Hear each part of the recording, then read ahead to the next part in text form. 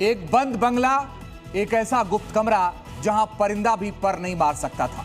और जब उस कमरे का दरवाजा खुला तो सामने था खौफ और खजाने का वो समंदर जो पिछले कई दशकों से दफन था।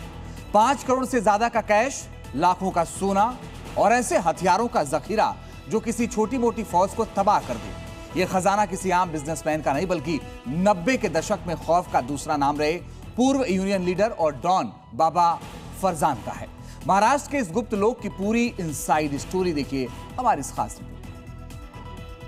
ये किसी फिल्मी स्क्रिप्ट का हिस्सा नहीं बल्कि छत्रपति संभाजी नगर के मिटमीता इलाके में हुई पुलिस की उस महारेड की हकीकत है जिसने पूरे सूबे में तहलका मचा दिया है।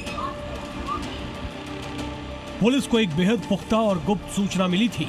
जब टीम ने इस आलीशान बंगले के भीतर कदम रखा तो सब कुछ सामान्य था, लेकिन जैसे ही बंगले के उस सीक्रेट रूम यानी गुप्त कमरे का दरवाजा तोड़ा गया, वहां का नजारा देखकर पुलिस अधिकारियों की आंखें फटी की फटी रह गई। कमरे के भीतर लोहे की तिजोरियों और बैग्स में ठूस कर भरी गई थी नोटों की गड्डियां। चारों तरफ फैला था सोना और चांदी, लेकिन इस दौलत के ठीक बगल में सजा कर रखा गया था मौत का वो सामान जो किसी बड़े खूनी खेल की गवाही दे रहा था।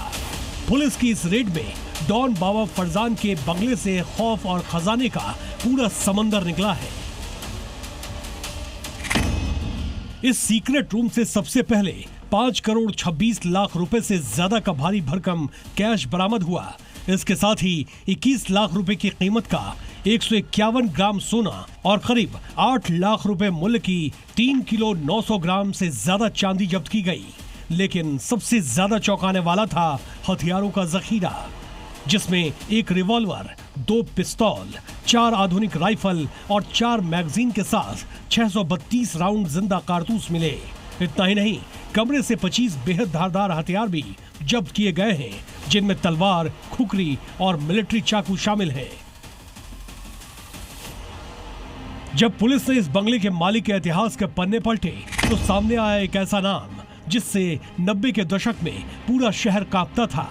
ये बंगला था वालुज इंडस्ट्रियल जोन के पूर्व मजदूर नेता और अंडरवर्ल्ड से रिश्ते रखने वाले डॉन बाबा फरजान का। बाबा फरजान की करीब 1 महीने पहले ही मौत हो चुकी है, लेकिन जाते जाते वो अपने पीछे छोड़ गया अपराध का ये सबसे बड़ा गुप्त लोक। ऊपरी तौर पर वालुज इंडस्ट्रियल एरिया में मजदूरों का मसीहा बनने का ढोंग करने वाले बाबा फरजान का असली चेहरा कितना खौफनाक था, इसका अंदाजा इस बात से लगाया जा सकता है कि साल 1983 से ही उसका नाम पुलिस डायरी में दर्ज था। हत्या की कोशिश, सरेआम मारपीट, फिरौती के लिए अपहरण और अरबों की जमीनों पर कब्जा करना बाबा फरजान के बाएं हाथ का खेल था। अपनी इसी दहशत के दम पर उसने राजनीति में भी पैर जमाने की कोशिश की और साल 1990 में निर्दलीय विधानसभा चुनाव भी लड़ा। बाबा फरजान की मौत के बाद उनके दोनों बेटे पुणे में शिफ्ट हो गए, लेकिन इस बंगले के इस खास कमरे को हमेशा लॉक रखा गया। परिवार के लोगों को भी इस कमरे के पास फटकने की इजाजत नहीं थी,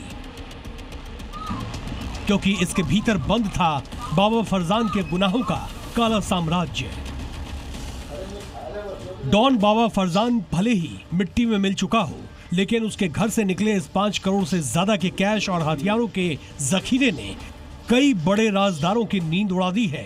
क्राइम ब्रांच और एटीएस की टीम अब बाबा फरजान के पुराने करीबियों, उनके बेटों और 90 के दशक के उनके तमाम साथियों से पूछताछ की तैयारी कर रही है। घर जो है बाबा फरजान दोराड़ी के नाम पर यह घर है। करीब 1 महीने पहले उसकी मौत हो गई थी।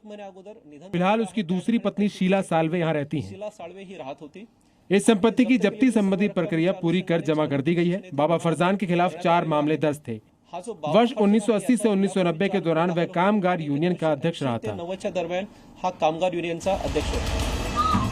ये सिर्फ एक घर की तलाशी नहीं है, बल्कि ये अंडरवर्ल्ड के उस जिन्न का बाहर आना है जो आने वाले दिनों में कई बड़े रसूखदारों को सलाखों के पीछे पहुंचाने का दम रखता है।